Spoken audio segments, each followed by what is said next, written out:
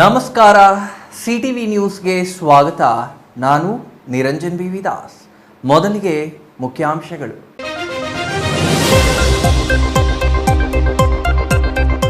ಮಂಚೇನಹಳ್ಳಿ ತಾಲೂಕಿನ ಕನಗಾನಕೊಪ್ಪ ಗ್ರಾಮದ ವಿವಾದಿತ ಗಣಿ ಪ್ರದೇಶಕ್ಕೆ ಎಸ್ಆರ್ ಹಿರೇಮಠ್ ಭೇಟಿ. ರಸ್ತೆ ಬೆಟ್ಟ ಪರಿಶೀಲನೆ ಮಾಡಿದ ಸಾಮಾಜಿಕ ಕಾರ್ಯಕರ್ತ. ಇಂತಹ ದೌರ್ಜನ್ಯಗಳ ವಿರುದ್ಧ ಒಗ್ಗಟ್ಟಾಗಲು ಹಿರೇಮಠ್ ಕರೆ. ನೂತನ ತಾಲೂಕು ಚೇಳೂರು ಹೆಸರಿಗಷ್ಟೇ ತಾಲೂಕು ಕೇಂದ್ರ. ಮೂಲ ಸೌಕರ್ಯಗಳೇ ಇಲ್ಲದ ತಾಲೂಕು ಕೇಂದ್ರದಲ್ಲಿ ಮಳೆ ಬಂದರೆ ಮನೆಯೊಳಗೆ ನುಗ್ಗುವ ಚರಂಡಿ ನೀರು. ವರ್ಷದ ಮೊದಲ ಮಳೆಗೆ ಜನಜೀವನ ಅಸ್ತವ್ಯಸ್ತ. ಭಾರತೀಯ ಸೇನೆಯ ಆಪರೇಷನ್ ಸಿಂಧೂರ್ ಯಶಸ್ವಿಗೆ ಜಿಲ್ಲೆಯಾದ್ಯಂತ ವಿಶೇಷ ಪೂಜೆಗಳು. ಮುಜರಾಯಿ ಇಲಾಖೆ ದೇವಾಲಯಗಳಲ್ಲಿ ಭಾರತ ಸೇನೆಯ ಯಶಸ್ಸು. ಪಾಕಿಸ್ತಾನದ ಭಯೋತ್ಪಾದಕರ ನಿರ್ಮೂಲನೆಗಾಗಿ ಪ್ರಾರ್ಥನೆ. ಕೌಶಲ್ಯಾಧಾರಿತ ತರಬೇತಿ ಪಡೆಯಲು ವಿದ್ಯಾರ್ಥಿಗಳಿಗೆ ಸಲಹೆ. ಗೌರಿಬಿದನೂರು ಜಿಟಿಟಿಸಿ ಸರ್ಕಾರಿ ಉಪಕರಣಗಾರ ತರಬೇತಿ ಕೇಂದ್ರದ ಮುಖ್ಯಸ್ಥರಿಂದ ಮನವಿ. ಉಚಿತ ತರಬೇತಿ ಪಡೆದು ಉದ್ಯೋಗ ಪಡೆಯಲು ಕರೆ. ವಾರ್ತೆಗಳ ವಿವರ. ಮಂಚೇನಹಳ್ಳಿ ತಾಲೂಕಿನ ಕನಗಾನಕೊಪ್ಪ ವಿವಾದಿತ ಗಣಿ ಪ್ರದೇಶಕ್ಕೆ ಇಂದು ಸಾಮಾಜಿಕ ಹೋರಾಟಗಾರ ಎಸ್ಆರ್ ಹಿರೇಮಠ್ ಭೇಟಿ ನೀಡಿ ಪರಿಶೀಲಿಸಿದ್ರ. ನಂತರ ಇಂತಹ ದೌರ್ಜನ್ಯಗಳ ವಿರುದ್ಧ ಎಲ್ಲರೂ ಒಗ್ಗಟ್ಟಿನಿಂದ ಹೋರಾಟ ಮಾಡುವಂತೆ ಸ್ಥಳೀಯ ರೈತ ಮುಖಂಡರಿಗೆ ಸಲಹೆ ನೀಡಿದ್ರ.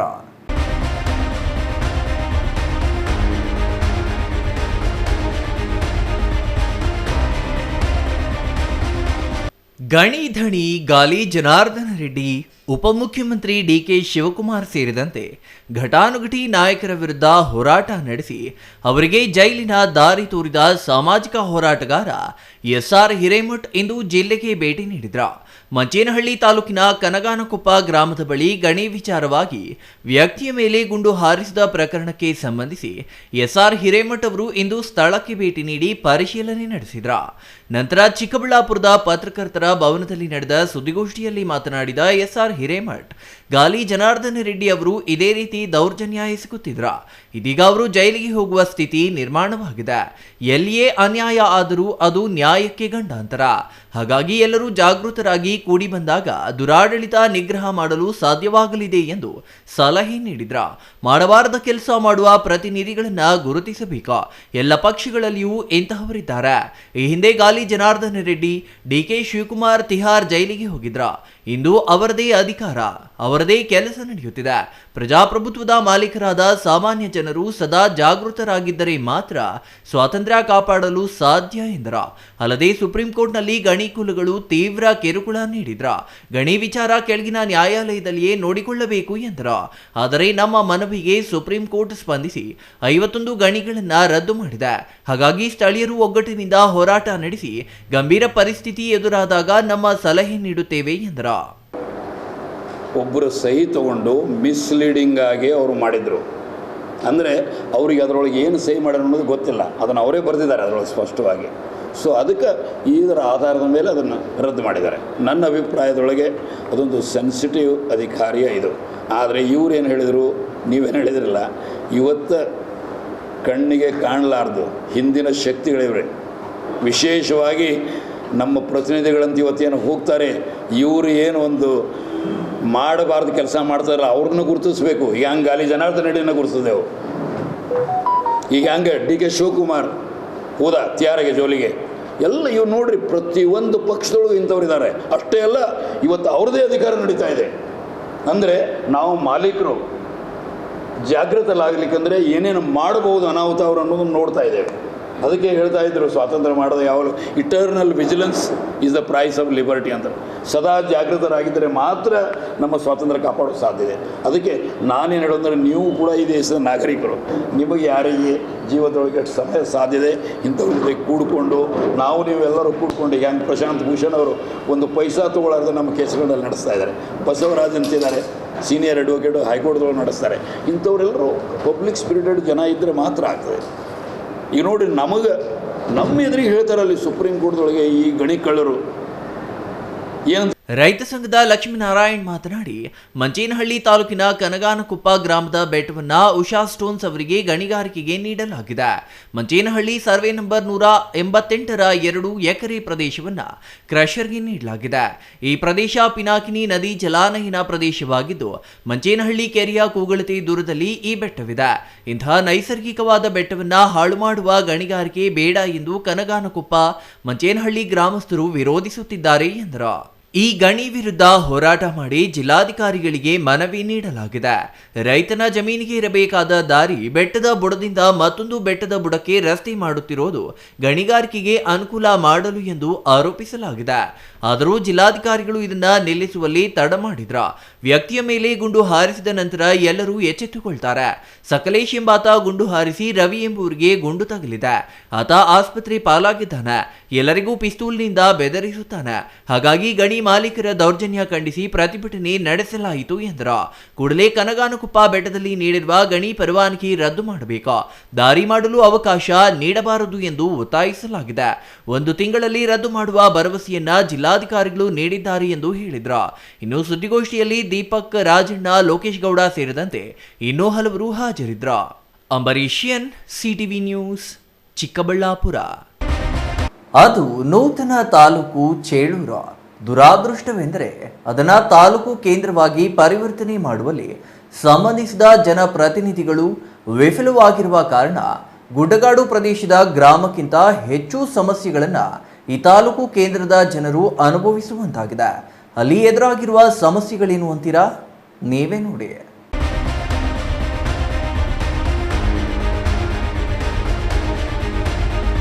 ಚೇಳೂರಿನಲ್ಲಿ ಇಂದು ವರ್ಷದ ಮೊದಲ ಮಳೆಯಾಗಿದೆ. ಬರನಾಡು ಎಂದೇ ಕುಖ್ಯಾತಿಗೆ ಪಾತ್ರವಾಗಿರುವ ಚೇಳೂರಿನಲ್ಲಿ ಮೊದಲ ಮಳೆಗೆ ಹರ್ಷ ವ್ಯಕ್ತಪಡಿಸುವ ಸ್ಥಿತಿಯಲ್ಲಿ ಜನರು ಇಲ್ಲದಿರುವುದು ಮಾತ್ರ ವಿಪರ್ಯಾಸ. ಯಾಕೆ ಅಂತೀರಾ? ಮಳೆಯಾಗುವುದು ಎಲ್ಲರಿಗೂ ಒಳ್ಳೆಯದೇ, ಆದರೆ ಇಲ್ಲಿ ಮಾತ್ರ ಮಳೆಯಾದರೆ ಮನೆಗಳಿಗೆ ಚರಂಡಿ ನೀರು ನುಗ್ಗಿ ಊರಿನ ದುರ್ಗಂಧವೆಲ್ಲ ಮನೆಗಳು ಸೇರಿ ಮನೆಯಲ್ಲಿರುವ ಜನರು ಮಳೆಯನ್ನು ಲೆಕ್ಕಿಸದೆ ಹೊರಗೆ ಬರಬೇಕಾದ ಸ್ಥಿತಿ ಎದುರಾಗಿದೆ. ಈ ಸಮಸ್ಯೆ ಇಂದು ನೆನ್ನೆಯದಲ್ಲ, ನಿರಂತರವಾಗಿದ್ದರೂ ಪರಿಹಾರ ಕ್ರಮಗಳನ್ನು ಕೈಗೊಳ್ಳುವಲ್ಲಿ ಮಾತ್ರ ಸಂಬಂಧಿಸಿದ ಅಧಿಕಾರಿಗಳು ಮತ್ತು ಜನಪ್ರತಿನಿಧಿಗಳು ಸಂಪೂರ್ಣ ವಿಫಲವಾಗಿದ್ದು, ಜನರು ನರಕ ಯಾತನೆಯನ್ನು ನಿರಂತರವಾಗಿ ಅನುಭವಿಸಬೇಕಾದ ಅನಿವಾರ್ಯತೆ ಎದುರಾಗಿದೆ. ಇಂದು ಚೇಳೂರಿನಲ್ಲಿ ಧಾರಾಕಾರ ಮಳೆಯಾಗಿದೆ. ಇದರಿಂದ ಜನಜೀವನ ಸಂಪೂರ್ಣ ಅಸ್ತವ್ಯಸ್ತವಾಗಿದೆ. ಸುಮಾರು 2 ಗಂಟೆಗಳ ನಿರಂತರವಾಗಿ ಸುರಿದ ಮಳೆಯಿಂದಾಗಿ ಕಂದಕೂರು ರಸ್ತೆಯ ತುಂಬ ನೀರು ನಿಂತಿದೆ. ಕೆಲ ಬಡಾವಣೆಗಳ 100 ಮನೆಗಳಿಗೆ ಒಳಚರಂಡಿ ನೀರು ನುಗ್ಗಿದ್ದು, ಆ ಮನೆಗಳ ನಿವಾಸಿಗಳು ಪಡಬಾರದ ಕಷ್ಟ ಪಡುವಂತಾಗಿದೆ. ಸ್ವಾತಂತ್ರ್ಯ ಬಂದು 78 ವರ್ಷಗಳಾಗಿದೆ. ಚೇಳೂರು ತಾಲೂಕು ಆಗಿ ದಶಕ ಕಳೆಯುತ್ತಿದೆ. ಆದರೆ ಚೇಳೂರು ತಾಲೂಕಿನ ಎಲ್ಲ ಗ್ರಾಮಗಳಲ್ಲಿ ಮೂಲ ಸೌಲಭ್ಯಗಳು ಮಾತ್ರ ಮರೀಚಿಕೆಯಾಗಿದ್ದು ಸರ್ಕಾರವನ್ನೇ ನಾಚಿಸುವಂತಿದೆ. ತಾಲೂಕು ಕೇಂದ್ರ ಎಂದು ಹಣೆಪಟ್ಟಿ ಕಟ್ಟಿಕೊಂಡಿರುವ ಚೇಳೂರು ಕೇವಲ ಹೆಸರಿಗೆ ಮಾತ್ರ ತಾಲೂಕು ಕೇಂದ್ರ ಎಂಬುದು ಸೀಮಿತವಾಗಿದ್ದು, ಇಲ್ಲಿ ಮೂಲ ಸೌಲಭ್ಯಗಳನ್ನು ಒದಗಿಸುವಲ್ಲಿ ಸಂಬಂಧಿಸಿದ ಜನಪ್ರತಿನಿಧಿಗಳು ಮತ್ತು ಅಧಿಕಾರಿಗಳು ವಿಫಲರಾಗಿದ್ದಾರೆ. ಕೆಲ ಬೀದಿಗಳಿಗೆ ಮೂಲ ಸೌಲಭ್ಯ ಗಗನ ಕುಸುಮಮಯವಾಗಿದೆ. ಮೇಲ್ನೋಟಕ್ಕೆ ತಾಲೂಕು ಹೆಸರು ಇದ್ದು ಕನಿಷ್ಠ ಚರಂಡಿಗಳನ್ನು ಹೊಂದಿಲ್ಲ ಎಂದರೆ ಇಲ್ಲಿನ ಸ್ಥಿತಿ ನಿಮ್ಮ ಊಹೆಗೆ ಬಿಟ್ಟಿದ್ದು.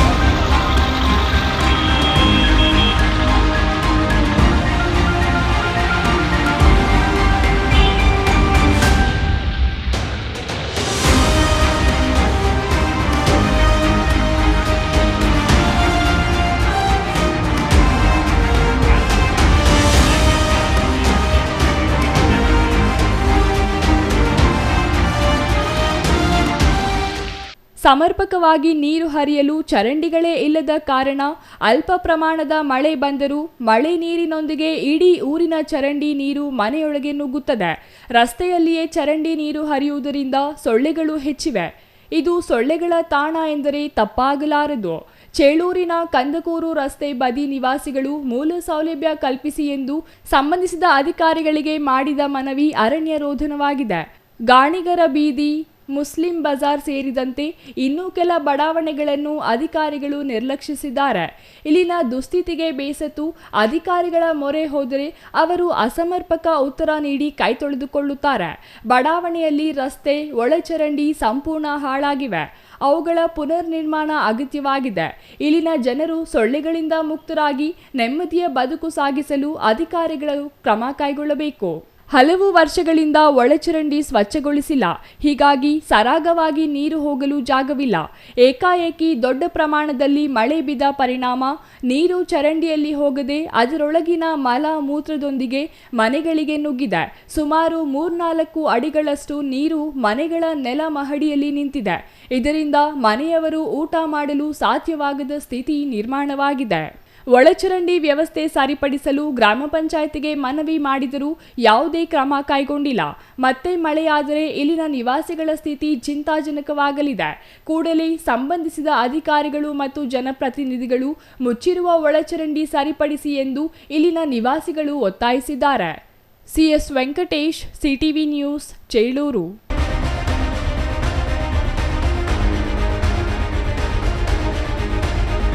ಕಳೆದ 26ರಂದು ಕಾಶ್ಮೀರದ ಪೆಹಲ್ಗಾಮ್ನಲ್ಲಿ ಹಿಂದೂಗಳ ಮೇಲೆ ನಡೆದ ನರಮೇಧಕ್ಕೆ ಪ್ರತೀಕಾರವಾಗಿ ಭಾರತ ಪಾಕಿಸ್ತಾನದ ಮೇಲೆ ಮಂಗಳವಾರ ತಡರಾತ್ರಿ ನಡೆಸಿದ ಆಪರೇಷನ್ ಸಿಂಧೂರ್ ಹೆಸರಿನ ಕಾರ್ಯಾಚರಣೆ ಯಶಸ್ವಿಯಾಗಿರುವುದಕ್ಕೆ ಜಿಲ್ಲೆಯಾದ್ಯಂತ ಹರ್ಷ ವ್ಯಕ್ತವಾಗಿದ್ದು ಹಲವಾರು ಜನರು ದೇವಾಲಯಗಳಲ್ಲಿ ವಿಶೇಷ ಪೂಜೆ ಸಲ್ಲಿಸುತ್ತಿದ್ದಾರೆ.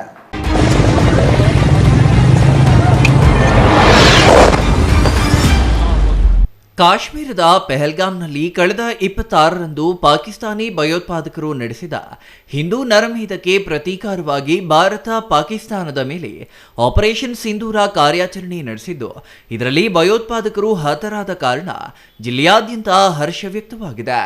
ಆಪರೇಷನ್ ಸಿಂಧೂರ ಯಶಸ್ವಿಯಾದ ಹಿನ್ನೆಲೆ ಭಾರತೀಯ ಯೋಧರಿಗೆ ಒಳಿತಾಗಲಿ ಮತ್ತು ಪಾಕಿಸ್ತಾನದಲ್ಲಿರುವ ಎಲ್ಲಾ ಭಯೋತ್ಪಾದಕರನ್ನ ಭಾರತೀಯ ಸೇನೆ ನಿರ್ನಾಮ ಮಾಡಲಿ ಎಂದು ಹಾರೈಸಿ ಜಿಲ್ಲೆಯಾದ್ಯಂತ ವಿಶೇಷ ಪೂಜೆಗಳನ್ನು ನಡೆಸಲಾಯಿತು.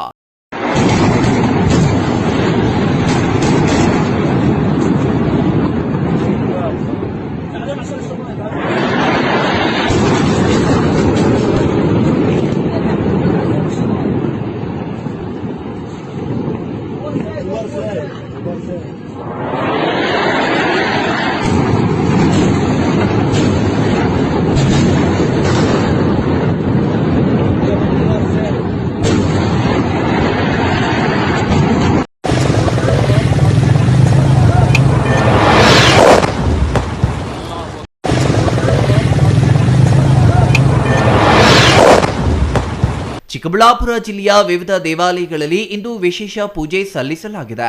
ಬಾಗೇಪಲ್ಲಿ ತಾಲೂಕಿನ ಗಡಿದಂ ಶ್ರೀ ವೆಂಕಟರಮಣ ಸ್ವಾಮಿ ದೇವಾಲಯ, ಶಿಡ್ಲಘಟ್ಟ ತಾಲೂಕಿನ ತಲಕಾಯಲಬೆಟ್ಟ ಶ್ರೀ ಲಕ್ಷ್ಮೀ ವೆಂಕಟರಮಣ ಸ್ವಾಮಿ ದೇವಾಲಯ ಸೇರಿದಂತೆ ಚಿಕ್ಕಬಳ್ಳಾಪುರ ತಾಲೂಕಿನ ಶ್ರೀ ಭೋಗನಂದೀಶ್ವರ ಸ್ವಾಮಿ ದೇವಾಲಯಗಳಲ್ಲಿ ವಿಶೇಷ ಪೂಜೆಗಳನ್ನು ಸಲ್ಲಿಸಲಾಗಿದೆ. ಮುಜರಾಯಿ ಇಲಾಖೆಯಿಂದ ಜಿಲ್ಲೆಯ ಎಲ್ಲಾ ದೇವಾಲಯಗಳಲ್ಲೂ ವಿಶೇಷ ಪೂಜೆ ಸಲ್ಲಿಸಿರುವುದು ವಿಶೇಷವಾಗಿದೆ. ಭೋಗನಂದೀಶ್ವರ ದೇವಾಲಯದಲ್ಲಿ ಬೆಳಗಿನಿಂದಲೂ ದೇವರಿಗೆ ಅಭಿಷೇಕ ನೆರವೇರಿಸಿ ವಿಶೇಷ ಹೂವಿನ ಅಲಂಕಾರ ಮಾಡಿ ಪೂಜೆ ಸಲ್ಲಿಸಲಾಗಿದೆ. ಭಕ್ತರು ಪೂಜೆಯಲ್ಲಿ ಭಾಗಿಯಾಗಿ ಭಾರತೀಯ ಯೋಧರಿಗೆ ಒಳಿತಾಗಲಿ ಎಂದು ಪ್ರಾರ್ಥನೆ ಸಲ್ಲಿಸಿದ್ರ. ಅಲ್ಲದೆ ಪಾಪಿ ಪಾಕಿಸ್ತಾನದಲ್ಲಿರುವ ಎಲ್ಲಾ ಭಯೋತ್ಪಾದಕರನ್ನ ನಿರ್ನಾಮ ಮಾಡುವವರೆಗೂ ಭಾರತ ತನ್ನ ಕಾರ್ಯಾಚರಣೆಯಿಂದ ಹಿಂದೆ ಸರಿಯಬಾರದು ಮತ್ತು ಭಾರತೀಯ ಸೇನೆಗೆ ಜಯ ಸಿಗಬೇಕು ಎಂದು ಈ ವೇಳೆ ಪ್ರಾರ್ಥಿಸಲಾಯಿತು.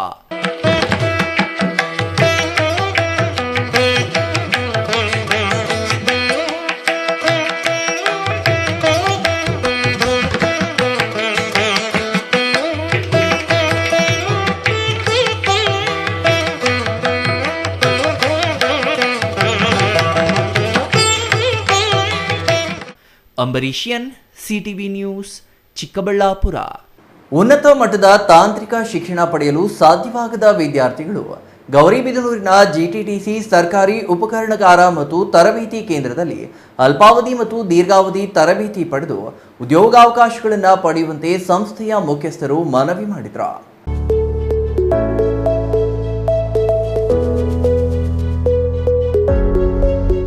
ಚಿಕ್ಕಬಳ್ಳಾಪುರ ಪತ್ರಕರ್ತರ ಭವನದಲ್ಲಿ ಇಂದು ನಡೆದ ಸುದ್ದಿಗೋಷ್ಠಿಯಲ್ಲಿ ಮಾತನಾಡಿದ ಗೌರಿಬಿದನೂರು ಜಿಟಿಟಿಸಿ ಉಪಕರಣಗಾರ ಮತ್ತು ತರಬೇತಿ ಕೇಂದ್ರದ ಮುಖ್ಯಸ್ಥರು, ದೀರ್ಘಾವಧಿ ಮತ್ತು ಅಲ್ಪಾವಧಿ ಕೌಶಲ್ಯಾಭಿವೃದ್ಧಿ ತಾಂತ್ರಿಕ ತರಬೇತಿಗಳನ್ನು ಪಡೆಯಲು ಇದು ಸುವರ್ಣಾವಕಾಶವಾಗಿದ್ದು, ಸ್ಥಳೀಯ ಮಕ್ಕಳು ಇದರ ಸದುಪಯೋಗ ಪಡೆಯುವಂತೆ ಕೋರಿದ್ರು. ದೀರ್ಘಾವಧಿ ತರಬೇತಿಯಲ್ಲಿ ಎಸ್ಎಸ್ಎಲ್ಸಿ ಪಾಸ್ ಆದವರಿಗೆ diploma in tool and die making, diploma in precision manufacturing, diploma in mechatronics ತರಬೇತಿ ಕೋರ್ಸ್ಗಳಿವೆ ಎಂದರು. ಸರ್ಕಾರಿ ಉಚಿತ ಅಲ್ಪಾವಧಿ ಕೌಶಲ್ಯಾಭಿವೃದ್ಧಿ ತರಬೇತಿಗಳಲ್ಲಿ ಟರ್ನರ್, ಫಿಟ್ಟರ್ ಸೇರಿದಂತೆ ಇತರೆ ತರಬೇತಿಗಳನ್ನು ನೀಡಲಾಗುತ್ತದೆ. ಈ ಸಂಸ್ಥೆ ಕಾಲೇಜು ಸ್ಥಾಪನೆಯಾಗಿದ್ದು 1972ರಲ್ಲಿ ಈಗಾಗಲೇ 50 ವರ್ಷ ಪೂರೈಸಿದೆ. ರಾಜ್ಯದಲ್ಲಿ 33 ಕೇಂದ್ರಗಳು ಕಾರ್ಯನಿರ್ವಹಿಸುತ್ತಿವೆ. ಗೌರಿಬಿದನೂರಿನಲ್ಲಿ 2016ರಲ್ಲಿ ಸಂಸ್ಥೆ ಆರಂಭವಾಗಿದ್ದು 2017ರಿಂದ ದೀರ್ಘಾವಧಿ ಕೋರ್ಸುಗಳನ್ನು ನಡೆಸಲಾಗುತ್ತಿದೆ. 4 ವರ್ಷದ ಡಿಪ್ಲೊಮೊ ಕೋರ್ಸುಗಳಿದ್ದು ಇದರಲ್ಲಿ ಕಡ್ಡಾಯ ತರಬೇತಿ ವಿದ್ಯಾರ್ಥಿಗಳು ಪಡೆಯಬೇಕಿದೆ. ಈ ವೇಳೆ 20,000ವರೆಗೆ ಸ್ಟೈಫೆಂಡ್ ಸಿಗಲಿದೆ ಎಂದು ಹೇಳಿದ್ರು. ಇನ್ನು ಸಂಸ್ಥೆಯಲ್ಲಿ ವಿದ್ಯಾರ್ಥಿಗಳಿಗೆ ಅಗತ್ಯವಿರುವ ಎಲ್ಲಾ ರೀತಿಯ ಯಂತ್ರಗಳನ್ನು ಸರ್ಕಾರ ಒದಗಿಸಿದೆ.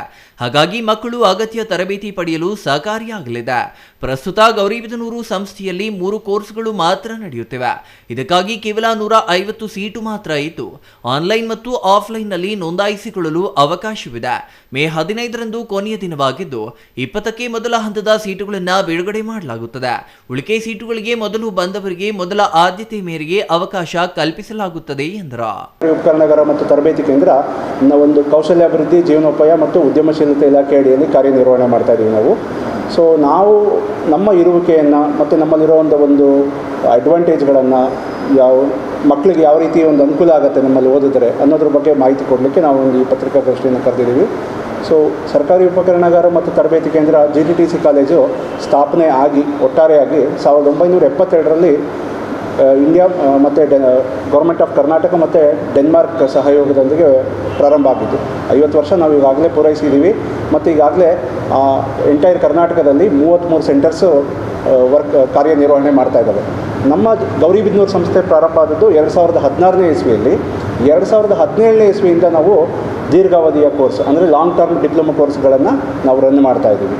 ಸೊ ನಮ್ಮ ಒಂದು ವಿಶೇಷತೆ ಏನು ಅಂತಂದರೆ ಡಿಪ್ಲೊಮೊ ಕೋರ್ಸು ಬಟ್ 4 ವರ್ಷ. ಬೇರೆ ಜನರಲ್ ಡಿಪ್ಲೊಮೊಗಳೆಲ್ಲ ಏನಿದೆ 3 ವರ್ಷ ಡಿಪ್ಲೊಮೊ ಕೋರ್ಸ್ ಇರುತ್ತೆ. ನಮ್ಮದು 4 ವರ್ಷದ ಡಿಪ್ಲೊಮೊ ಕೋರ್ಸು.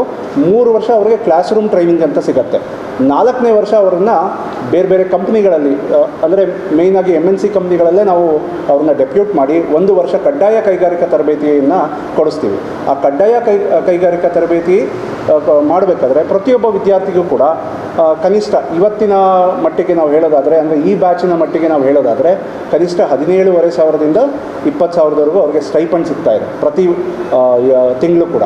ಅಂದರೆ 1 ವರ್ಷ ಟ್ರೈನಿಂಗಲ್ಲಿ ವಿದ್ಯಾರ್ಥಿ ಇನ್ನೂ ತನ್ನ ಒಂದು ಓದನ್ನು ಮುಗಿಸೇ ಇರೋದಿಲ್ಲ, ಅಂದರೆ ಟ್ರೈನಿಂಗ್ ಪೀರಿಯಡಲ್ಲೇ ಅವನಿಗೆ ಒಂದು ಸ್ಟೈಪಂಡ್ ಸಿಗುತ್ತೆ. ಇದು ನಮ್ಮ GTTCಯ ಒಂದು ವಿಶೇಷತೆ.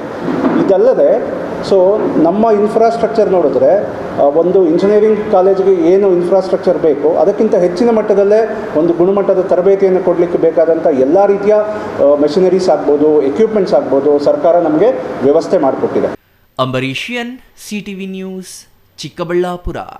ಇದೀಗ ಚಿಕ್ಕದೊಂದು ವಿರಾಮದ ನಂತರ CTV ನ್ಯೂಸ್ ಮತ್ತೆ ಮುಂದುವರಿಯಲಿದೆ. Newton integrated PU college Chikkaballapur ದಾಖಲಾತಿಗಳು ಪ್ರಾರಂಭವಾಗಿದ್ದು ಸೈನ್ಸ್ PCMB, PCMC ಹಾಗೂ ಕಾಮರ್ಸ್ EBAC ಅತಿ ಕಡಿಮೆ ಶುಲ್ಕ ಮತ್ತು 20 ವರ್ಷಗಳ ಅನುಭವವಿರುವ ಅಧ್ಯಾಪಕರು. ಸತತ 4 ವರ್ಷಗಳಿಂದ 100ಕ್ಕೆ 100ರಷ್ಟು ಫಲಿತಾಂಶ ಪಡೆದಿದ್ದು ಜಿಲ್ಲೆ ಮತ್ತು ತಾಲೂಕಿಗೆ ಪ್ರಥಮ ಸ್ಥಾನವನ್ನು ಪಡೆದುಕೊಂಡಿರುವ ಏಕೈಕ ಸಂಸ್ಥೆ. ಪ್ರತಿನಿತ್ಯ ಸಂಜೆ 5ರಿಂದ 7 ಗಂಟೆವರೆಗೆ ನಿರಂತರ 8 ತಿಂಗಳು JEE, NEET, CET ತರಗತಿಗಳನ್ನು ನಡೆಸುತ್ತಿದ್ದು ಪ್ರಸ್ತುತ ವರ್ಷದ ಸರ್ಕಾರಿ ಕೋಟಾದಲ್ಲಿ ಶಶಿಪ್ರಸಾದ್ ಮತ್ತು ಮೌನಿಕಾ ಇಬ್ಬರು ವಿದ್ಯಾರ್ಥಿಗಳು ಅಂಬೇಡ್ಕರ್ ಮೆಡಿಕಲ್ ಕಾಲೇಜು ಬೆಂಗಳೂರು ಮತ್ತು ಸುಬ್ಬಯ್ಯ ಮೆಡಿಕಲ್ ಕಾಲೇಜು ಶಿವಮೊಗ್ಗದಲ್ಲಿ ದಾಖಲಾತಿ ಪಡೆದಿರುತ್ತಾರೆ. ಇಂದೇ ನಿಮ್ಮ ಮಕ್ಕಳನ್ನು ಸೇರಿಸಿ.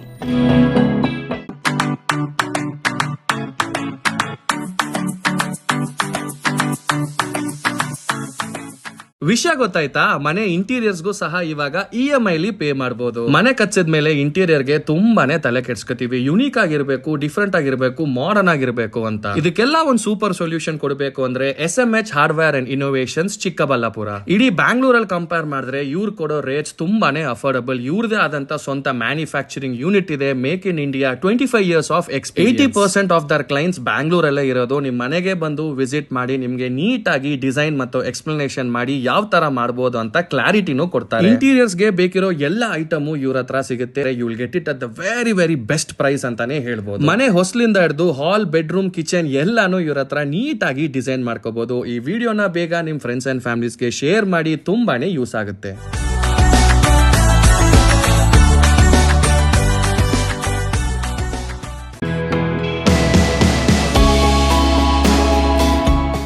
ಶ್ರೀ ಚಾಮವಿ ಪಾರ್ಟಿ ಹಾಲ್, 4ನೇ ಮಹಡಿ, ಶ್ರೀ ಚಾಮವಿ ಕಾಂಪ್ಲೆಕ್ಸ್, ಗೆರಿಯಾ ಶೋರೂಮ್ನ ಮೇಲೆ, ನಂಬರ್ 232T, BB ರಸ್ತೆ, ಚಿಕ್ಕಬಳ್ಳಾಪುರ. ನಿಮ್ಮ ಎಲ್ಲ ಶುಭ ಕಾರ್ಯಗಳಿಗೆ ಸುಸಜ್ಜಿತ ಪಾರ್ಟಿ ಹಾಲ್ ಚಿಕ್ಕಬಳ್ಳಾಪುರದಲ್ಲಿ ಸಿದ್ಧ. ಹುಟ್ಟುಹಬ್ಬ, ನಾಮಕರಣ, ಕಾರ್ಯಕ್ರಮ ಯಾವುದೇ ಇರಲಿ, ನಿಮ್ಮ ನಿರೀಕ್ಷೆಗೆ ತಕ್ಕ ಪಾರ್ಟಿ ಹಾಲ್. AC ಕೇಂದ್ರೀಕೃತ ಪಾರ್ಟಿ ಹಾಲ್, ಪ್ರೊಜೆಕ್ಟರ್ ಮತ್ತು ಪರದೆಯೊಂದಿಗೆ ಸಿದ್ಧವಾಗಿದೆ. AI ಸ್ಪೀಕರ್ಗಳಿಂದ ಆವೃತ, ಲಿಫ್ಟ್ ಕೂಡ ಲಭ್ಯವಿದೆ. 100 ಕಾರ್ಗಳಿಗೆ ಪಾರ್ಕಿಂಗ್ ವ್ಯವಸ್ಥೆ, ಪವರ್ ಬ್ಯಾಕಪ್, ಜನರೇಟರ್ ಲಭ್ಯ. ಕೂಡಲೇ ಸಂಪರ್ಕಿಸಿ 9916161691 9739702077. ವಿರಾಮದ ನಂತರ CTV ನ್ಯೂಸ್ಗೆ ಮತ್ತೆ ಸ್ವಾಗತ. ನಂಜನಗೂಡು ತಾಲೂಕಿನಲ್ಲಿ ಮತ್ತೆ ಖಾಸಗಿ ಫೈನಾನ್ಸ್ಗಳ ಕಿರುಕುಳ ಹೆಚ್ಚಾಗಿದ್ದು, ವಾಸದ ಮನೆಗೆ ಬೀಗ ಜಡಿದು ಮನೆಯ ಮಾಲೀಕರನ್ನ ಹೊರದಬ್ಬಿರುವ ಘಟನೆ ನಂಜನಗೂಡು ತಾಲೂಕಿನಲ್ಲಿ ಸೂರಹಳ್ಳಿ ಗ್ರಾಮದಲ್ಲಿ ನಡೆದಿದೆ.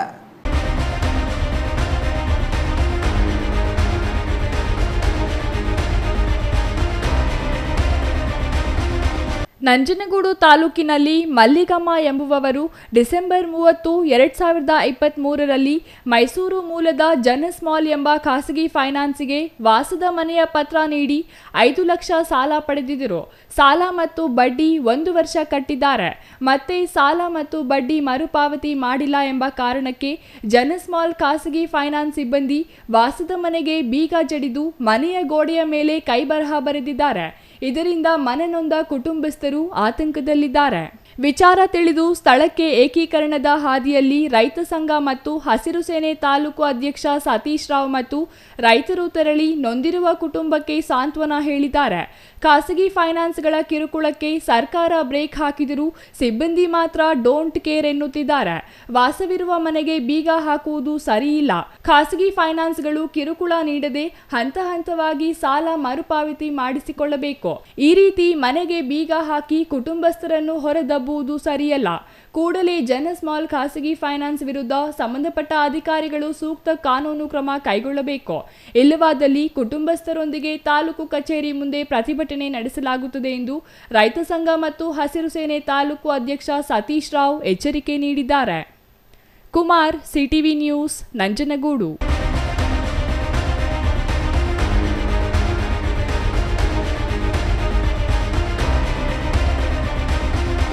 ಬೆಂಗಳೂರಿನ ವಸಂತನಗರದ ಅಂಬೇಡ್ಕರ್ ಭವನದಲ್ಲಿ ನಡೆಯುತ್ತಿರುವ ಜನಕ್ರಾಂತಿ ಸಮಾವೇಶದಲ್ಲಿ ಭಾಗವಹಿಸಲು ಬೆಂಗಳೂರು ಗ್ರಾಮಾಂತರ ಜಿಲ್ಲೆಯಿಂದ 200ಕ್ಕೂ ಅಧಿಕ ಕಾರ್ಯಕರ್ತರು ಭಾಗವಹಿಸಲಿರುವುದಾಗಿ ಜಿಲ್ಲಾಧ್ಯಕ್ಷ ರಾಮಮೂರ್ತಿ ಹೇಳಿದರು.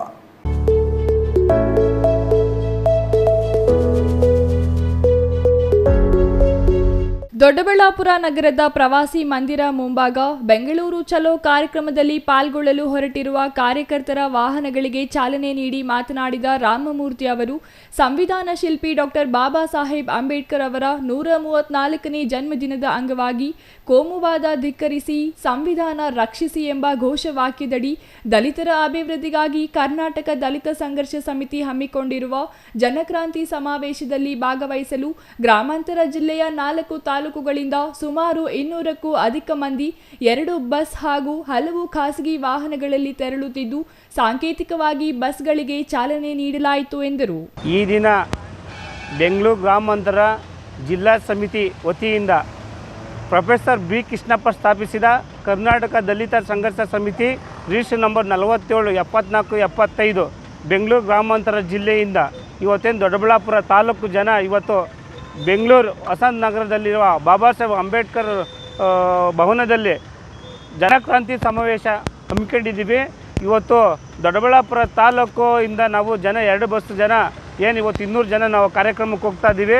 ಇವತ್ತು 134ನೇ ಬಾಬಾ ಸಾಹೇಬ್ ಅಂಬೇಡ್ಕರ್ ಅವರವರ ಜನ್ಮದಿನದಂದು ನಾವು ಅಲ್ಲಿ ಜಯಂತಿ ಮಾಡ್ತಾಯಿದ್ದೀವಿ. ಸೋಮವಾದ ಧಿಕ್ಕರಿಸಿ ಸಂವಿಧಾನ ರಕ್ಷಿಸಿ ಅಂತ ನಾವು ಇವತ್ತು ಅಲ್ಲಿ ಒಂದು ಕಾರ್ಯಕ್ರಮ ಮಾಡ್ತಾಯಿದ್ದೀವಿ.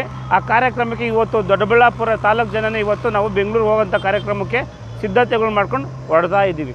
ಕರ್ನಾಟಕ ದಲಿತ ಸಂಘರ್ಷ ಸಮಿತಿ ರಾಜ್ಯ ಸಂಚಾಲಕ ಎಂ ಗುರುಮೂರ್ತಿ ಶಿವಮೊಗ್ಗ ನೇತೃತ್ವದಲ್ಲಿ ಜನಕ್ರಾಂತಿ ಸಮಾವೇಶ ಹಮ್ಮಿಕೊಂಡಿದ್ದು, ಪ್ರಮುಖ ಹಕ್ಕೊತ್ತಾಯಗಳನ್ನು ಸರ್ಕಾರಕ್ಕೆ ತಲುಪಿಸಲಿದ್ದೇವೆ, ದಲಿತರ ಅಭಿವೃದ್ಧಿಗಾಗಿ ತಂಡ ಸದಾ ಶ್ರಮಿಸಲಿದೆ ಎಂದರು. Mahesh, CTV news, Doddaballapura.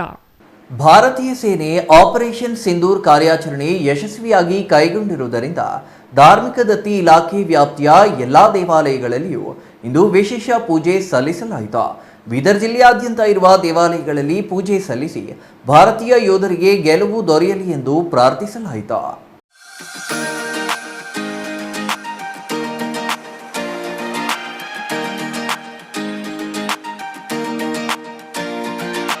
ಕಾಶ್ಮೀರದ ಪೆಹಲ್ಗಾಮ್ನಲ್ಲಿ ನಡೆದ ಭಯೋತ್ಪಾದಕ ದಾಳಿಗೆ ಉತ್ತರವಾಗಿ ಭಾರತ ಪಾಕ್ ಆಕ್ರಮಿತ ಕಾಶ್ಮೀರದ ಭಯೋತ್ಪಾದಕ ಶಿಬಿರಗಳು ಮತ್ತು ಪಾಕಿಸ್ತಾನದೊಳಗಿನ ಭಯೋತ್ಪಾದಕ ನೆಲೆಗಳ ಮೇಲೆ ಆಪರೇಷನ್ ಸಿಂಧೂರ ಹೆಸರಿನಲ್ಲಿ ಸೇನಾ ಕಾರ್ಯಾಚರಣೆಯನ್ನ ಯಶಸ್ವಿಯಾಗಿ ನಡೆಸಿದೆ. ಬೀದರ್ ಜಿಲ್ಲೆಯ ದೇವಾಲಯಗಳಲ್ಲಿ ಭಾರತೀಯ ಸೇನೆಯ ಹೆಸರಿನಲ್ಲಿ ಹಾಗೂ ಭಾರತೀಯ ಯೋಧರಿಗೆ ಒಳಿತಾಗಲಿ ಎಂದು ಹಾರೈಸಿ ಭಾರತೀಯ ಸೇನೆಗೆ ಮತ್ತಷ್ಟು ಶಕ್ತಿಯನ್ನ ಭಗವಂತ ಅನುಗ್ರಹಿಸಲಿ ಎಂದು ಪ್ರಾರ್ಥಿಸಿ ವಿಶೇಷ ಸಂಕಲ್ಪದೊಂದಿಗೆ ಪೂಜೆ ನಡೆಸಲಾಯಿತು. ಮುಜರಾಯಿ ದೇಗುಲಗಳಲ್ಲಿ ಸರ್ಕಾರದಿಂದ ವಿಶೇಷ ಪೂಜೆಗೆ ಸೂಚನೆ ನೀಡಿರುವ ಹಿನ್ನೆಲೆಯಲ್ಲಿ ಪೂಜೆಗಳನ್ನು ನಡೆಸಲಾಗಿದೆ. ಹೊನ್ನೆಕೆರೆ ಸಿದ್ದೇಶ್ವರ ದೇವಾಲಯ, ನರಸಿಂಹಸ್ವಾಮಿ ದೇವಾಲಯ, ಮೈಲಾರಮಳ್ಳನ ದೇವಾಲಯ ಹಾಗೂ ಚಾಂಗಲೇರಿ ವೀರಭದ್ರೇಶ್ವರ ದೇವಾಲಯಗಳಲ್ಲಿ ವಿಶೇಷ ಪೂಜೆ ಸಲ್ಲಿಸಿ ಭಾರತೀಯ ಸೇನೆಯ ಒಳಿತಿಗಾಗಿ ವಿಶೇಷ ಪ್ರಾರ್ಥನೆ ಸಲ್ಲಿಸಲಾಯಿತು. ಈ ವೇಳೆ ಸಾರ್ವಜನಿಕರು ಪೂಜೆಯಲ್ಲಿ ಭಾಗವಹಿಸಿ ಪಾಕಿಸ್ತಾನಿ ಭಯೋತ್ಪಾದಕರ ನಿರ್ಮೂಲನೆ ಮತ್ತು ಭಾರತೀಯ ಸೇನೆಯ ಪರಾಕ್ರಮ ಹೆಚ್ಚಿಸಲು ಪ್ರಾರ್ಥಿಸಿದ್ರು. ಚಂದ್ರಯ್ಯ ಸ್ವಾಮಿ, ಸಿಟಿವಿ ನ್ಯೂಸ್, ಬೀದರ್.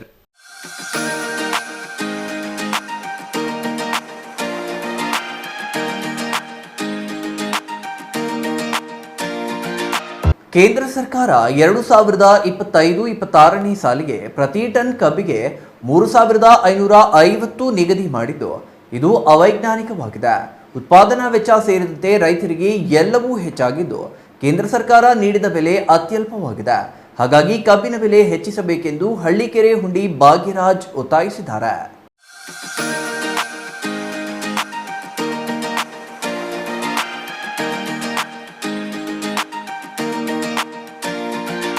ಚಾಮರಾಜನಗರದ ಜಿಲ್ಲಾಡಳಿತ ಭವನದಲ್ಲಿ ರಾಜ್ಯ ಕಬ್ಬು ಬೆಳೆಗಾರ ಸಂಘದ ರಾಜ್ಯಾಧ್ಯಕ್ಷ ಹಳ್ಳಿಕೆರೆ ಹುಂಡಿ ಭಾಗ್ಯರಾಜು ಮಾತನಾಡಿ, ಕಟಾವು ಕೂಲಿ, ಸಾಗಾಣಿಕೆ, ರಸಗೊಬ್ಬರ ಕೂಲಿ, ಕಾರ್ಮಿಕರ ವೆಚ್ಚ ಎಲ್ಲವೂ ಹೆಚ್ಚಳವಾಗಿದೆ. ಪ್ರತಿ ಟನ್ ಕಬ್ಬಿಗೆ 150 ರೂರಂತೆ 1 ಕೆಜಿ ಕಬ್ಬಿಗೆ ಕೇವಲ 15 ಪೈಸೆ ಮಾತ್ರ ಜಾಸ್ತಿ ಮಾಡಲಾಗಿದೆ. ರೈತರಿಗೆ ಕೇಂದ್ರ ಸರ್ಕಾರ ಬೆಲೆ ನಿಗದಿಯಲ್ಲಿ ಸಿಎಸಿಪಿ ವರದಿಯಂತೆ 4,500 ನಿಗದಿ ಮಾಡಬೇಕಾಗಿತ್ತು. ಆದರೆ ಬಂಡವಾಳಶಾಹಿಗಳು ಕಾರ್ಖಾನೆ ಮಾಲೀಕರ ಒತ್ತಡಕ್ಕೆ ಮಣಿದು ಕೇವಲ ಪ್ರತಿ ಟನ್ ಕಬ್ಬಿಗೆ 150 ರೂಪಾಯಿ ಮಾತ್ರ ಹೆಚ್ಚಳ ಮಾಡಿದ್ದು, ಇದನ್ನು ತಕ್ಷಣ ಮರುಪರೀಕ್ಷೆ ಮಾಡಬೇಕೆಂದು ಅವರು ಒತ್ತಾಯಿಸಿದರು. ರಾಜ್ಯ ಸರ್ಕಾರ ಈ ಬೆಲೆಯನ್ನು ಒಪ್ಪದೆ ಪುನರ್ ಪರಿಶೀಲನೆಗೆ ಕೇಂದ್ರ ಸರ್ಕಾರವನ್ನು ಒತ್ತಾಯಿಸಬೇಕು. ರಾಜ್ಯದ ಸಂಸದರು ಕೇಂದ್ರ ಸರ್ಕಾರದ ಮೇಲೆ ಒತ್ತಡ ತಂದು ಎಫ್ಆರ್ಪಿ ದರ ಪುನರ್ ಪರಿಶೀಲನೆಗೆ ಆಗ್ರಹಿಸಬೇಕು. ಸಕ್ಕರೆ ಕಾರ್ಖಾನೆಗಳ ಮುಂದೆ ಎಪಿಎಂಸಿ ಹಾಗೂ ಸಹಕಾರಿ ಇಲಾಖೆ ಮೂಲಕ ತೂಕದ ಯಂತ್ರಗಳನ್ನು ಅಳವಡಿಸಬೇಕು. ತೂಕವಾದ ತಕ್ಷಣ ರೈತರಿಗೆ ಡಿಜಿಟಲ್ SMS ಸಂದಾಯವಾಗುವಂತೆ ಕ್ರಮ ಕೈಗೊಳ್ಳಬೇಕೆಂದು ಆಗ್ರಹಿಸಿದರು. ಮರುಪರಿಶೀಲನೆ ಮಾಡಿ 4,500 ರೂಪಾಯಿ ನಿಗದಿ ಮಾಡಬೇಕು ಅಂತೇಳಿ ಒತ್ತಾಯವನ್ನು ಮಾಡ್ತಾ ಇದ್ದಾರೆ. ತಮ್ಮ ಹೆಸರು ಸರ್? ನನ್ನ ಹೆಸರು ಹಳ್ಳಿಕೆರೆ ಭಾಗ್ಯರಾಜ್, ಕರ್ನಾಟಕ ರಾಜ್ಯ ಕಬ್ಬು ಬೆಳೆಗಾರರ ಸಂಘದ ರಾಜ್ಯಾಧ್ಯಕ್ಷರು. ಈ ಬಗ್ಗೆ ಏನಾದ್ರು ಮನವಿಗಳು ಕೊಟ್ಟಿದ್ದಾರೆ ಸರ್? ಜಿಲ್ಲಾಧಿಕಾರಿಗಳಿಗೆ ಇವತ್ತು ಮುಖ್ಯಮಂತ್ರಿಗಳ ಮುಖಾಂತರ ಜಿಲ್ಲಾಧಿಕಾರಿಗಳು ಮುಖ್ಯಮಂತ್ರಿಗಳಿಗೆ ವರದಿಯನ್ನು ಕೊಟ್ಟು ಎಲ್ಲ ಲೋಕಸಭಾ ಸದಸ್ಯರುಗಳು ಕೂಡ ಮನವಿಯನ್ನು ಸಲ್ಲಿಸ್ತಕ್ಕಂಥ ಕಾರ್ಯಕ್ರಮವನ್ನು ಮುಂದಿನ ದಿನಗಳಲ್ಲಿ ಹಮ್ಮಿಕೊಳ್ತೇವೆ. ಏನಿವತ್ತು ಜಿಲ್ಲಾಧಿಕಾರಿಗಳ ಮುಖಾಂತರ ಸಾಂಕೇತಿಕವಾಗಿ ಹಕ್ಕೊತ್ತಾಯ ಪತ್ರವನ್ನು ಸಲ್ಲಿಕೆ ಮಾಡಿದ್ದೇವೆ. ಮುಂದಿನ ದಿನಗಳಲ್ಲಿ ಕೇಂದ್ರ ಸರ್ಕಾರ ಮರುಪರಿಶೀಲನೆ ಮಾಡಲಿಲ್ಲ ಅಂತ ಹೇಳಿದ್ರೆ ರೈತರ ಜೊತೆಗೂಡಿ ಹೋರಾಟದ ಹಾದಿ ಹಿಡಿಬೇಕಾದ ಮೋಹನ ಮತ್ತೆ ಅಂದರೆ ಜಿಲ್ಲಾಧ್ಯಕ್ಷರ ಸರ್? ಹಾಂ, ಜಿಲ್ಲಾಧ್ಯಕ್ಷರು ಯಾರು ಸರ್? ಜಿಲ್ಲಾಧ್ಯಕ್ಷರು ಆಲೇನ್ ನಾಗರಾಜ್, ಚಾಮರಾಜನಗರ ಅಂತ.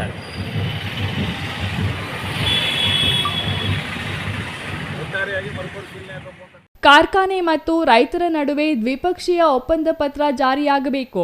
ಇಳುವರಿಯ ಮೋಸ ತಪ್ಪಿಸಲು ಸ್ಥಳೀಯ ರೈತ ಮುಖಂಡರು ಹಾಗೂ ತಜ್ಞರು ಸಮಿತಿ ರಚಿಸಬೇಕು. ಸಕ್ಕರೆ ಕಾರ್ಖಾನೆಗಳ ಆದಾಯ ಪತ್ರವನ್ನು ರಾಜ್ಯ ಸರ್ಕಾರ ಮತ್ತು ಕೇಂದ್ರ ಸರ್ಕಾರ ಪರಿಶೀಲಿಸಿ ಹೆಚ್ಚುವರಿ ಲಾಭ ರೈತರಿಗೆ ಹಂಚಲು ಕ್ರಮ ಕೈಗೊಳ್ಳಬೇಕು.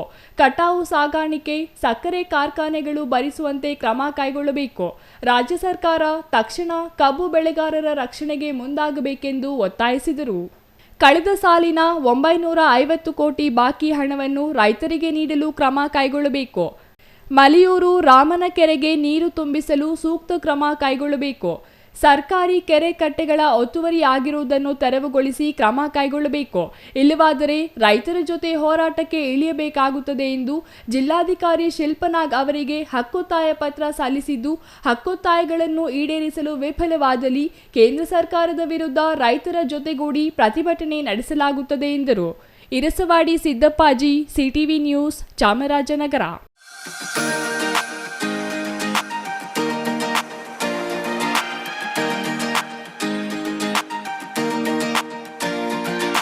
ಗುಡಿಬಂಡೆ ಹೊರವಲಯದ ಐತಿಹಾಸಿಕ ಹಿನ್ನೆಲೆಯ ಏಡುಗರ ಅಕ್ಕಮ್ಮ ದೇವತೆಗೆ 2 ದಿನಗಳ ಗ್ರಾಮ ದೇವತೆ ಜಾತ್ರೆ ಅಂಗವಾಗಿ ಮಂಗಳವಾರ ದೀಪೋತ್ಸವ, ಬುಧವಾರ ಕಾಯಿಹುಟ್ಲು ಪರಿಷೆ ಅದ್ದೂರಿಯಾಗಿ ನಡೆಯಿತು. ಈ ಕಾರ್ಯಕ್ರಮದಲ್ಲಿ ಗುಡಿಬಂಡೆ ಸೇರಿದಂತೆ ವಿವಿಧ ಕಡೆಗಳಿಂದ ನೂರಾರು ಸಂಖ್ಯೆಯಲ್ಲಿ ಜನರು ಭಾಗವಹಿಸಿದ್ರು.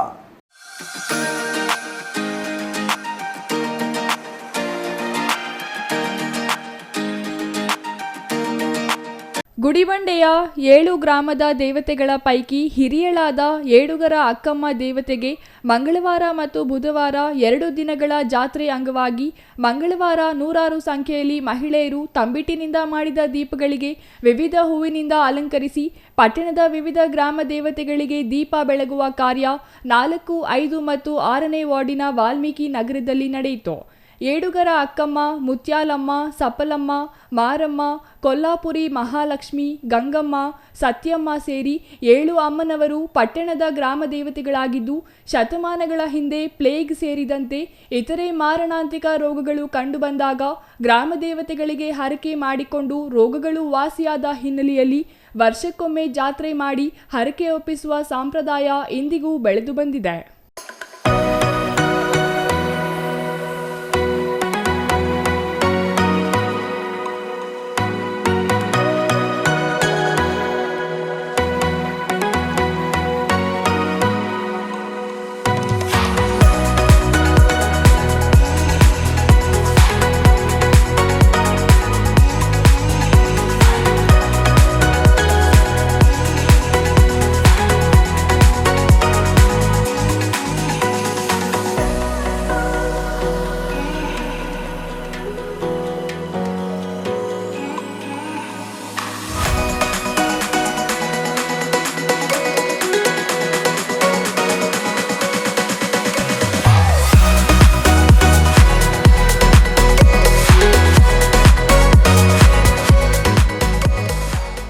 ಏಳು ಗ್ರಾಮ ದೇವತೆಗಳ ಪೈಕಿ ಕೊಲ್ಲಾಪುರಿ ಮಹಾಲಕ್ಷ್ಮಿ ದೇವತೆಯನ್ನು ಬಿಟ್ಟು ಉಳಿದ ಎಲ್ಲ ಗ್ರಾಮ ದೇವತೆಗಳಿಗೂ ಮಂಗಳವಾರ ಪ್ರಾಣಿ ಬಲಿ ಕೊಡುವ ಮೂಲಕ ಹರಕೆ ತೀರಿಸಿಕೊಳ್ಳುತ್ತಾರೆ.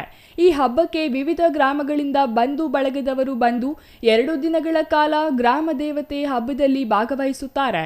ಇನ್ನು ಜಾತ್ರೆ ಆಚರಣೆ ಅಂಗವಾಗಿ ಸೋಮವಾರ ಸಂಜೆ ಸುಮಾರು 60 ಅಡಿ ಎತ್ತರದ ಉಟ್ಲು ಮರವನ್ನು ಪ್ರತಿಷ್ಠಾಪನೆ ಮಾಡಿ ಬುಧವಾರ ಎತ್ತರವಾದ ಕಲ್ಲು ಕಂಬದ ಮೇಲೆ ನಿರ್ಮಿಸಿರುವ ತಿರುಗುವ ತೊಟ್ಟಿಲಲ್ಲಿ ಕುಳಿತು ಉದ್ದವಾದ ಹಗ್ಗಕ್ಕೆ ತೆಂಗಿನಕಾಯಿ ಕಟ್ಟಿ ತಿರುಗಿಸಲಾಗುತ್ತದೆ. 10 ಯುವಕರು ಉದ್ದನೆಯ ದೊಣ್ಣೆ ಹಿಡಿದು ಕಾಯಿ ಒಡೆಯಲು ಪ್ರಯತ್ನಿಸುತ್ತಿದ್ದರು. ವೇಗವಾಗಿ ವಿವಿಧ ಎತ್ತರಗಳಲ್ಲಿ ತಿರುಗಿಸಲ್ಪಡುವ ಕಾಯಿ ಒಡೆದವರಿಗೆ ಬಹುಮಾನ ನೀಡಲಾಗುತ್ತದೆ. ಈ ದೃಶ್ಯಗಳು ಪರಶೆಯಲ್ಲಿ ನೆರೆದಿದ್ದ ಜನರನ್ನು ರಂಜಿಸಿತ್ತು. Satish Babu, CTV news, Gudibande.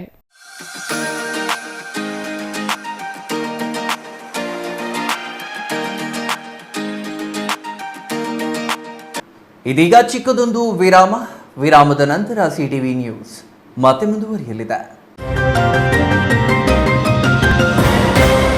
ಸಮಾರಂಭ ನಿಮ್ಮದು, ಪ್ರಚಾರ ನಮ್ಮದು. ಕಾರ್ಯಕ್ರಮ ಯಾವುದೇ ಇರಲಿ ಚಿಂತೆ ಬೇಡ. ನಿಮ್ಮ ಸಂತಸ ನೇರ ಪ್ರಸಾರ ಮಾಡಲು ನಾವು ರೆಡಿ. ಸಿಟಿವಿ ನ್ಯೂಸ್ ನಿಮಗಾಗಿ ಕಲ್ಪಿಸುತ್ತಿದೆ ವಿಶೇಷ ಅವಕಾಶ. ಹುಟ್ಟುಹಬ್ಬ, ನಾಮಕರಣ, ಮದುವೆ ಸಮಾರಂಭ, ಶಾಲಾ ಕಾಲೇಜಿನ ಕಾರ್ಯಕ್ರಮಗಳು, ಯಾವುದೇ ಸುದ್ದಿಗೋಷ್ಠಿಗಳು ಸೇರಿದಂತೆ ಕಾರ್ಯಕ್ರಮಗಳು ಯಾವುದೇ ಇರಲಿ ನಿಮಗೆ ಸಿಗಲಿದೆ ವ್ಯಾಪಕ ಪ್ರಚಾರ. ಸಿಟಿವಿ ನ್ಯೂಸ್ನಲ್ಲಿ ನಿಮ್ಮ ಸಂಭ್ರಮ ನೇರ ಪ್ರಸಾರದಲ್ಲಿ ನೋಡಿ. ನಿಮ್ಮ ಸಂಭ್ರಮ ನಿಮ್ಮ ಇಡೀ ಸಮೂಹಕ್ಕೆ ಮುಟ್ಟಿಸಲಿದೆ ಸಿಟಿವಿ ನ್ಯೂಸ್. ಕಾರ್ಯಕ್ರಮಕ್ಕೆ 2 ದಿನಗಳ ಮೊದಲು ನಮಗೆ ತಿಳಿಸಿ, ನಾವು ನೇರ ಪ್ರಸಾರ ಮಾಡುತ್ತೇವೆ. ಮತ್ತೇಕೆ ತಡ, ಕೂಡಲೇ ಸಂಪರ್ಕಿಸಿ 9916317028.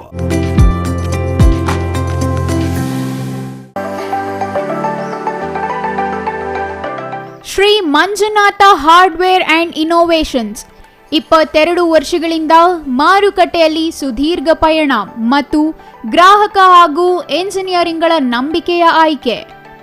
ಅತ್ಯುತ್ತಮ ಗುಣಮಟ್ಟ, ಪ್ರಾಮಾಣಿಕ ಬೆಲೆ. Engineer choices, architect choices, corporates, house owners, carpenter choices, hardware dealers ಹಾಗೂ ಇನ್ನಿತರರಿಗೆ ಹೋಲ್ಸೇಲ್ ದರದಲ್ಲಿ ಸಿಗುವ ಸ್ಥಳವೇ ಶ್ರೀ ಮಂಜುನಾಥ ಹಾರ್ಡ್ವೇರ್ ಮತ್ತು ಇನ್ನೋವೇಷನ್ಸ್. ವಿವಿಧ ರೀತಿಯ ವಿನ್ಯಾಸಗಳುಳ್ಳ ಡೆಕೋರೇಟಿವ್, ಪ್ರೊಟೆಕ್ಟಿವ್, ಫಂಕ್ಷನಲ್ ಹಾಗೂ ಉತ್ತಮ ದರದಲ್ಲಿ ಗುಣಮಟ್ಟದ ಹಾರ್ಡ್ವೇರ್ ವಸ್ತುಗಳು ನಮ್ಮಲ್ಲಿ ದೊರಕುತ್ತದೆ. ವಿಳಾಸ: ರಿಲಯನ್ಸ್ ಪೆಟ್ರೋಲ್ ಬಂಕ್ ಹತ್ತಿರ, ಬಿಬಿ ರಸ್ತೆ, ಚಿಕ್ಕಬಳ್ಳಾಪುರ. ಮೊಬೈಲ್ ಸಂಖ್ಯೆ 9739393927. ಮತ್ತೊಂದು ಸಂಖ್ಯೆ 9008680303.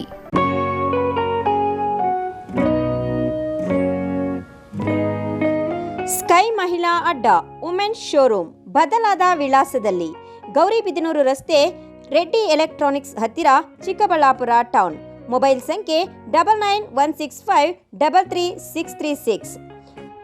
15 ವರ್ಷ ಮೇಲ್ಪಟ್ಟ ಮಹಿಳೆಯರಿಗೆ ಬೇಕಾದ ಎಲ್ಲ ತರಹದ ಬಟ್ಟೆಗಳು ಒಂದೇ ಮಳಿಗೆಯಲ್ಲಿ ಲಭ್ಯ. ಉತ್ತಮ ಗುಣಮಟ್ಟದ ಅತ್ಯಾಧುನಿಕ ಬಟ್ಟೆಗಳಿಗಾಗಿ ಭೇಟಿ ಕೊಡಿ. ಸ್ಕೈ ಮಹಿಳಾ ಅಡ್ಡ ನಿಮಗಾಗಿ ಇದೆ. 1-2 ಪೀಸ್ ಕೊಂಡರೂ ಹೋಲ್ಸೇಲ್ ದರದಲ್ಲಿ ನೀಡುತ್ತೇವೆ. ಎಲ್ಲ ತರಹದ ಆಕರ್ಷಣೀಯ ಸೀರೆಗಳು, ಮನಮೆಚ್ಚುವಂತಹ ಸೀರೆಗಳು, ಟಾಪ್ಸ್, ಲೆಗಿನ್ಸ್, ರೆಡಿ ಡ್ರೆಸ್ಸಸ್, ಮಹಿಳೆಯರ ಒಳ ಉಡುಪುಗಳು ಲಭ್ಯ. ಮತ್ಯಾಕೆ ತಡ, ಒಮ್ಮೆ ಭೇಟಿ ಕೊಡಿ. ಸ್ಕೈ ಮಹಿಳಾ ಅಡ್ಡ, ಗೌರಿಬಿದನೂರು ರಸ್ತೆ, ರೆಡ್ಡಿ ಎಲೆಕ್ಟ್ರಾನಿಕ್ಸ್ ಹತ್ತಿರ, ಚಿಕ್ಕಬಳ್ಳಾಪುರ ಟೌನ್. ಮೊಬೈಲ್ ಸಂಖ್ಯೆ 9916533636.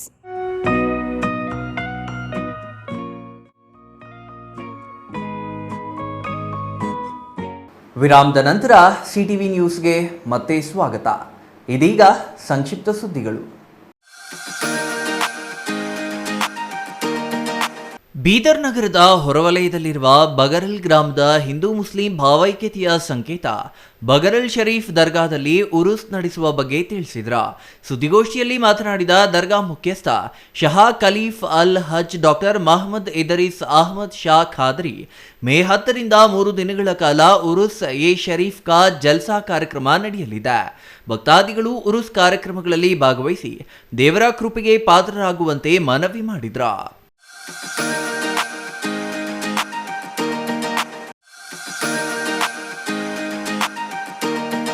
ಹಳ್ಳಕ್ಕೆ ಬಿದ್ದ ಕಾಡಾನೆಯೊಂದು ಮೇಲೆ ಏಳಲಾರದೆ ಪರದಾಡಿದ ಘಟನೆ ನಂಜನಗೂಡು ತಾಲೂಕಿನ ಹಂಚಿಪುರ ಗ್ರಾಮದಲ್ಲಿ ನಡೆದಿದೆ. ಹಂಚಿಪುರ ಗ್ರಾಮದ ಮಹದೇವಪ್ಪ ಎಂಬುವವರ ಜಮೀನಿನ ಹಳ್ಳಕ್ಕೆ ಬಿದ್ದಿರುವ ಗಂಡಾನೆ ಮೇಲೆ ಬರಲಾರದೆ ಪರದಾಡಿದೆ.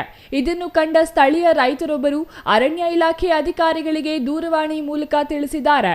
ಸ್ಥಳಕ್ಕೆ ಆಗಮಿಸಿದ ಅರಣ್ಯ ಇಲಾಖೆ ಅಧಿಕಾರಿಗಳು ಜೆಸಿಬಿ ಮೂಲಕ ಹಳ್ಳ ತೆಗೆದು ಆನೆಯನ್ನು ಮೇಲಕ್ಕೆ ಬರುವಂತೆ ಮಾಡಿದ್ದಾರೆ. ಆಕ್ರೋಶಗೊಂಡಿರುವ ಕಾಡಾನೆ ಅಟ್ಟಾಡಿಸಿಕೊಂಡು ಬಂದಿದೆ.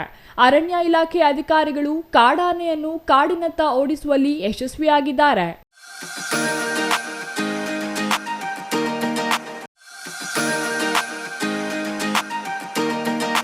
ಅರಸೀಕೆರೆ ಗ್ರಾಮ ದೇವತೆಗಳಾದ ಕರಿಯಮ್ಮ ದೇವಿ ಹಾಗೂ ಮಲ್ಲಿಕಮ್ಮ ದೇವಿಯರ 56ನೇ ವರ್ಷದ ರಥೋತ್ಸವ ಸಹಸ್ರಾರು ಭಕ್ತಾದಿಗಳ ಸಮ್ಮುಖದಲ್ಲಿ ವಿಜೃಂಭಣೆಯಿಂದ ನಡೆಯಿತು.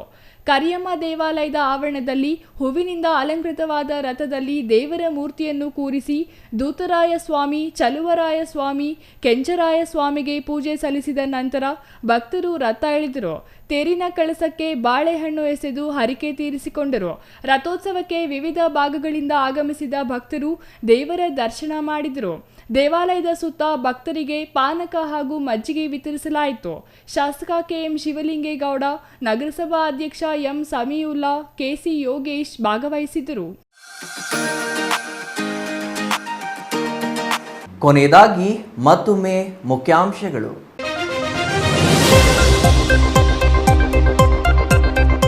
ಮಂಚೇನಹಳ್ಳಿ ತಾಲೂಕಿನ ಕನಗಾನಕೊಪ್ಪ ಗ್ರಾಮದ ವಿವಾದಿತ ಗಣಿ ಪ್ರದೇಶಕ್ಕೆ ಎಸ್ಆರ್ ಹಿರೇಮಠ್ ಭೇಟಿ. ರಸ್ತೆ ಬೆಟ್ಟ ಪರಿಶೀಲನೆ ಮಾಡಿದ ಸಾಮಾಜಿಕ ಕಾರ್ಯಕರ್ತ. ಇಂತಹ ದೌರ್ಜನ್ಯಗಳ ವಿರುದ್ಧ ಒಗ್ಗಟ್ಟಾಗಲು ಹಿರೇಮಠ್ ಕರೆ. ನೂತನ ತಾಲೂಕು ಚೇಳೂರು ಹೆಸರಿಗಷ್ಟೇ ತಾಲೂಕು ಕೇಂದ್ರ. ಮೂಲ ಸೌಕರ್ಯಗಳೇ ಇಲ್ಲದ ತಾಲೂಕು ಕೇಂದ್ರದಲ್ಲಿ ಮಳೆ ಬಂದರೆ ಮನೆಯೊಳಗೆ ನುಗ್ಗುವ ಚರಂಡಿ ನೀರು. ವರ್ಷದ ಮೊದಲ ಮಳೆಗೆ ಜನಜೀವನ ಅಸ್ತವ್ಯಸ್ತ. ಭಾರತೀಯ ಸೇನೆಯ ಆಪರೇಷನ್ ಸಿಂಧೂರ್ ಯಶಸ್ವಿಗೆ ಜಿಲ್ಲೆಯಾದ್ಯಂತ ವಿಶೇಷ ಪೂಜೆಗಳು. ಮುಜರಾಯಿ ಇಲಾಖೆ, ದೇವಾಲಯಗಳಲ್ಲಿ ಭಾರತ ಸೇನೆಯ ಯಶಸ್ಸು. ಪಾಕಿಸ್ತಾನದ ಭಯೋತ್ಪಾದಕರ ನಿರ್ಮೂಲನೆಗಾಗಿ ಪ್ರಾರ್ಥನೆ. ಕೌಶಲ್ಯಾಧಾರಿತ ತರಬೇತಿ ಪಡೆಯಲು ವಿದ್ಯಾರ್ಥಿಗಳಿಗೆ ಸಲಹೆ. ಗೌರಿಬಿದನೂರು ಜಿಟಿಟಿಸಿ ಸರ್ಕಾರಿ ಉಪಕರಣಗಾರ ತರಬೇತಿ ಕೇಂದ್ರದ ಮುಖ್ಯಸ್ಥರಿಂದ ಮನವಿ. ಉಚಿತ ತರಬೇತಿ ಪಡೆದು ಉದ್ಯೋಗ ಪಡೆಯಲು ಕರೆ. ಇದಿಷ್ಟು ಈ ಹೊತ್ತಿನ ಸುದ್ದಿ. ನೋಡ್ತಾ ಇರಿ ಸಿಟಿವಿ ನ್ಯೂಸ್, ಇದು ನಿಮ್ಮ ಜೊತೆಗಾರ.